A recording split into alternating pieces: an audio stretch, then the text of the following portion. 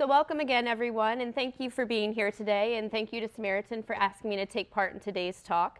You might have been seeing from the biographies that were provided, but I've been a therapist for about 14 years now, going on 14. I grew up in Pennsylvania and I moved out to Oregon about 3 years ago, and I've been with Samaritan since then. So I'm really enjoying my time here. Miss a little bit of the sunshine in those winter and fall times, but I'm getting used to it for sure. So today we're going to be focusing on how to increase our bone strength for those that have osteoporosis and also those that don't but are focused on prevention. So aside from medical management, how do we make our bones stronger? Bones are very similar to our muscles in that we have to make them work to make them stronger. There are two ways that we can make our bones stronger, through weight bearing and through muscle strengthening exercises. As with any exercise program, make sure you have your doctor's approval and start slowly, especially if you have health problems such as heart disease, diabetes, or high blood pressure. So let's start with weight-bearing or impact exercises. These should be done for a total of about 30 minutes a day, anywhere from 5 to 7 days per week to actually make your bones stronger. This form of exercise is helpful because the bones react to weight on them by building themselves up and getting stronger. So you can see from the list here, for me, I prefer running or tennis. Which ones do you prefer? And they might not even be on this list. If you do have osteoporosis, though, ask your doctor which activities are safe for you. And as you notice, the whole chart has an asterisk because all of these are a little bit challenging for those that have osteoporosis and can potentially lead to some fractures. When you do have osteoporosis, it's recommended that you protect your spine by avoiding exercises that have lots of bending, twisting, and especially with lots of force. That's why some of these exercises may not be appropriate for you. You also want to avoid high-impact exercises due to the increased risk of fracture in the spine.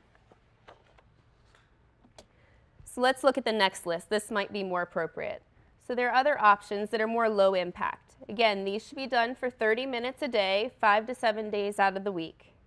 For those that aren't familiar, Tai Chi is a Chinese martial art form of stylized meditative exercises that consist of slow circular movements, as well as stretching and even positions of balance. Notice the asterisks that indicate that there could be harmful movements in a few of the exercises, the Tai Chi, the yoga, downhill skiing, and golfing. Swimming and cycling are not listed here since research shows that they really aren't very beneficial at building bone density because they create very little stress on the bones. So although they are great forms of exercise, and I'm not discouraging anyone from doing them, they will not help bone density significantly. So moving on to resistance exercises. As I said, bones can become stronger, and with this form of exercises, when muscles push and pull against the bones, they actually create the bone's strength and density. This could be in the form of actually lifting weights or by doing exercises that require you to lift your own body weight, like squats or push-ups. And these can also be done in modified form. You don't actually need to get down on the ground and do a full push-up. When lifting weights, you should aim for exercise for each major muscle group. So that's about maybe 8 to 12 exercises total throughout the weightlifting or exercise resistance routine. And they should be done from 2 to 3 times a week to increase bone density. You want to try to choose a weight where you can complete 1 to 3 sets of about 8 to 10 repetitions for each exercise. Or if you're at risk for osteoporosis, you can go with less weight and maybe aim for 15 to 20 repetitions. Now you might not think that yoga and Pilates are actually resistance exercises, but they can be. Pilates is typically performed with a floor mat or maybe even a specialized apparatus, and it aims to improve flexibility and stability by strengthening the muscles against resistance of your body weight, and it also works your core stabilization muscles, your abdominal and your back muscles. And yoga, for those that aren't aware, is a series of postures and breathing exercises that are practiced to achieve control of the body and the mind, but they also work on holding positions against gravity, either in the upper or the lower body. So that's where the strengthening component for our bones comes from. So I was asked to get you all up and moving today, so we better get started if we're going to do this by the end of class today. All kidding aside, though, this picture shows great points. We want to think about keeping our bones healthy by preventing fractures, so we want to work on good posture. Good balance and definitely fall prevention if we're going to do this. So let's start by talking about safe lifting techniques. Part of having good posture is thinking about the way we move. In this example, someone's bending down to pick up an object. We want to think about avoiding bending at the spine and putting undue stress on it. So when you squat down, you should keep the object close to your body throughout the entire lift. We also want to avoid twisting and turning when we have that weight in our arms, because this can increase the stress on our vertebrae and on the discs in our back. Another technique to pick up a box or something from the floor would to be bend down on both knees and kneel, or maybe go into half kneeling where you're on one knee. You can even sit on a really low stool or box if you're trying to pick up something from a low shelf or the floor.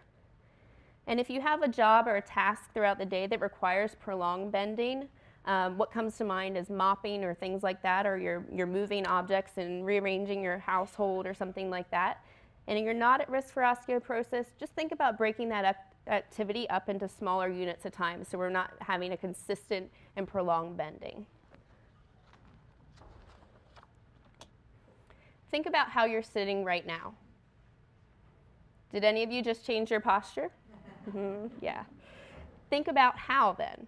Did you sit up taller? Did you bring your shoulders back, your head lifted, your belly braced a little bit? Or maybe you sat back against the chair a little bit more for support? Then think about all the different times in our day that we're sitting. Consider how we tend to sit in the car. Think about how we sit at our computers, or even if we're just having coffee with a friend. In any of these situations, the key is to have a neutral spine. So that means we want a slight curvature in that upper back and lower back, and we might even need to use back support if we're having trouble maintaining that posture. So you can see from this diagram, obviously, which postures are correct and which ones aren't. Another thing that you want to think about is how you get in and out of bed every day. It's a good habit to roll onto your side before sitting up to the edge of the bed, trying to keep that spine in a nice alignment and not twisting and bending. And the same technique should be used when lying down, which is shown in this picture.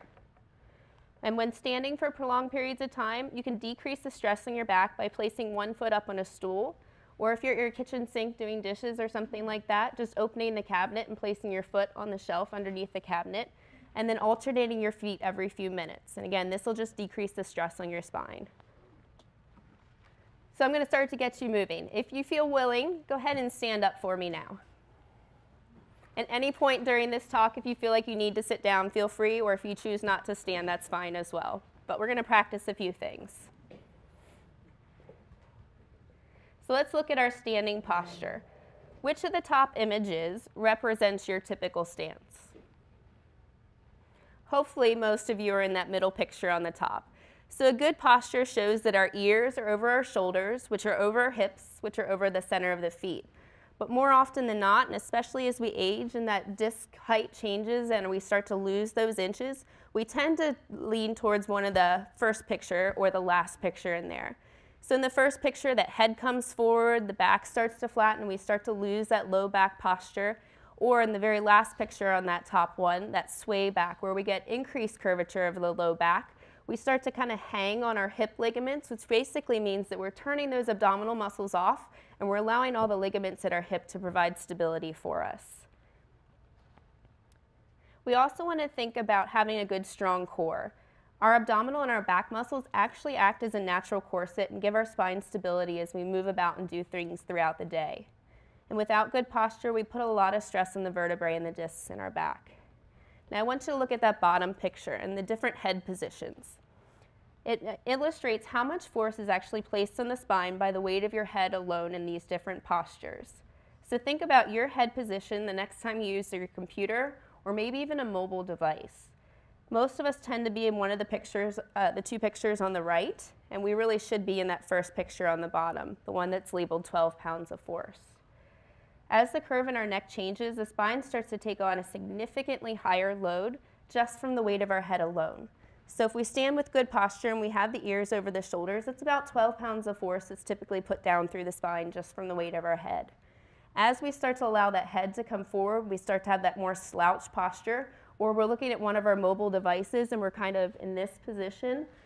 that's when that 32 to 42 pounds of force actually starts to go down through the spine. So a significant change just by where your head is over top of your body.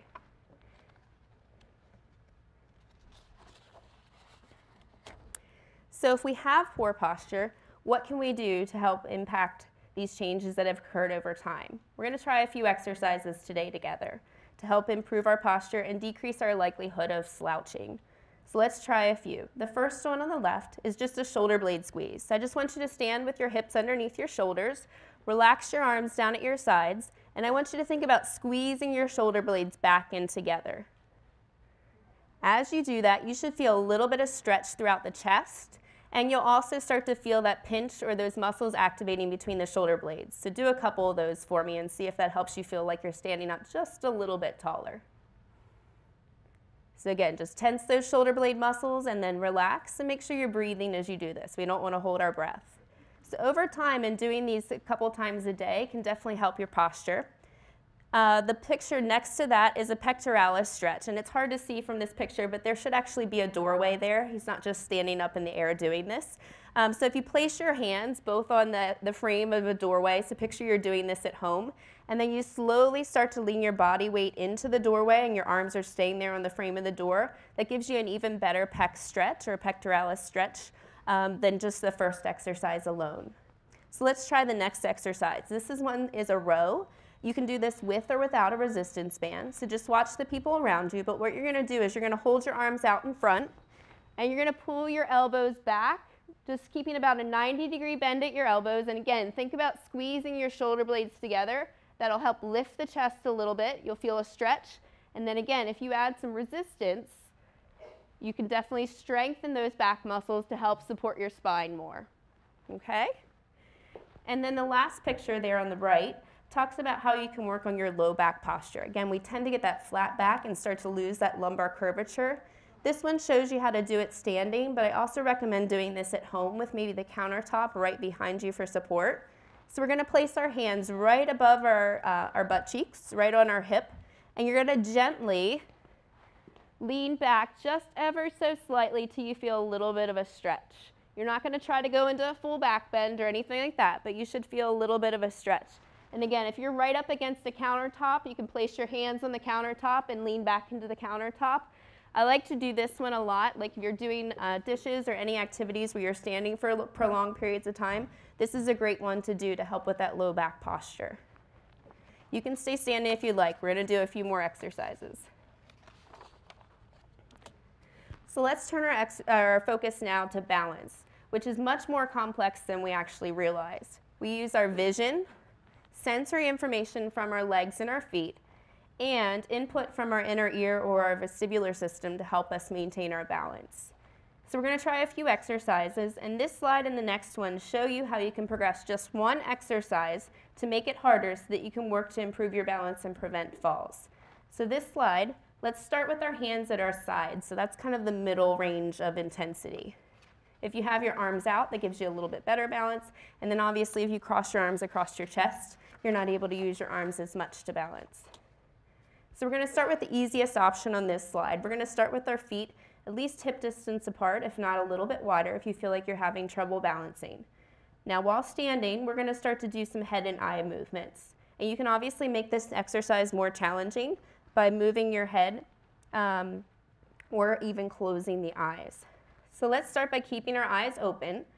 Your feet are underneath your hips, your arms are down at your sides, and you're going to start to look up to the ceiling and then down towards your toes. And I want you to do that about 5 to 10 times. So just your eyes, just your eyes.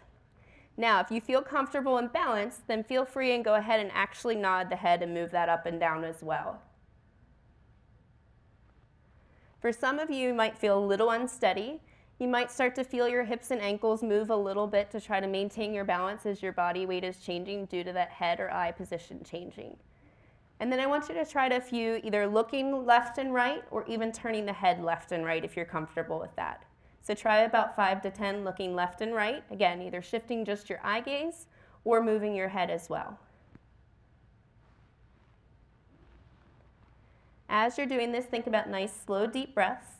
Also engage your abdominal muscles to gently pull your belly button to your spine without holding your breath. And at any point you need to, you can always use your chair right out in front of you lightly for support if you feel unsteady. Now obviously this was the easiest option, but you can always make these harder, again, by changing your foot position. So the next option to make that harder would be bringing those feet together so they're almost touching or as close as possible. The next picture down is one foot is slightly ahead of the other. We call this half tandem. And then the bottom picture is what we call tandem, where one foot is directly in front of the other. But keep in mind, if you do either of the bottom two foot positions, you do need to swap feet and put right in front for some of the exercises, then also try it with left in front. We tend to have a dominant leg, and we want to make sure that we work on these exercises with both feet positions. So again, that's just one balance exercise that you can change intensity. You can also try, you can see the head movements in the bottom. Moving the head to the diagonal tends to be even more challenging than just moving in a straight plane. All right, before we sit down, we're going to do one more exercise. So another way to challenge our balance is to work on standing on one leg, especially while the other leg is moving. This exercise pictured is with a resistance band, but it can be done without one. We'll try that today. So let's make sure that you can hold on to the back of your chair if you need it. So stand with your chair maybe in front of you. And you want to make sure you have enough room around you to move your legs without hitting anybody else. So we're going to hold on to the back of the chair like I said, and let's try lifting the leg out to the side 5 times. So you want to think about keeping the knees straight, thinking about standing up nice and tall, again bracing those abdominal muscles, toe points forward most of the time and knee is straight. And again, if you need the chair to support you, feel free. If you feel comfortable, you can challenge yourself by letting go. And then I want you to try the same thing on the other leg 5 times, kicking out to the side. So we use lots of muscles in our hips and our ankles for stability, and this works our hip stability muscles a lot that help us with our balance. So again, 5 out to the side on both sides. And then we're going to try the next one, our hip extension. So this is keeping the legs straight and kicking directly back behind you. And again, you'll notice without even having a resistance band, we can start to work those muscles. You want to think about standing up nice and tall. Try not to lean too much from the waist. And try about 5 per leg if you're willing.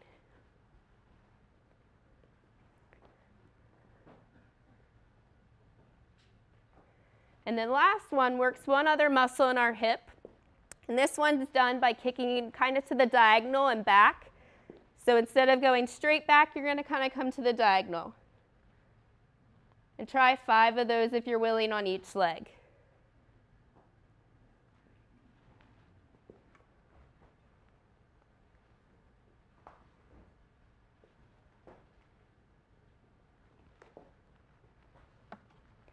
All right, great job. When you're finished, feel free to have a seat. Thank you for giving those a shot. You did wonderful. So again, there's many more exercises that you can do, but those are just a taste of a few that can help with your balance. So the last few points I leave you with are listed here and on the next slide for you to read, so I won't go over them all. But consider how you can make your environment safer to prevent tripping and falls like we talked about earlier. So key ones here are having areas well lit, again, because our vision is a big part of our balance, and if we have a dimly lit environment, we're at higher risk of falling. And then also keeping wires and cords and throw rugs out of the way if possible, and if it's a large enough rug that you can't pick up, making sure you have a non-skid backing on it or that they're actually tacked down to the floor. And then grab bars are a big one, making sure that we have grab bars in prime locations, like our tub, shower, and toilet to help us get in and out, especially when the floors are slippery. So again, feel free to read the rest of those and have those as reference.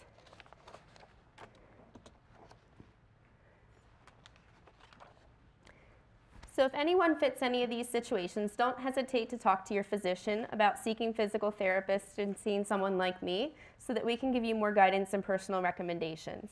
Also, please consider attending a community balance class. There's a lot of great ones in the area. I teach one myself at SamFit in Corvallis, so it is only at the Corvallis location. The class meets every Wednesday and Friday from 8:30 to 9:30, and you can attend if you're a member or even if you're not.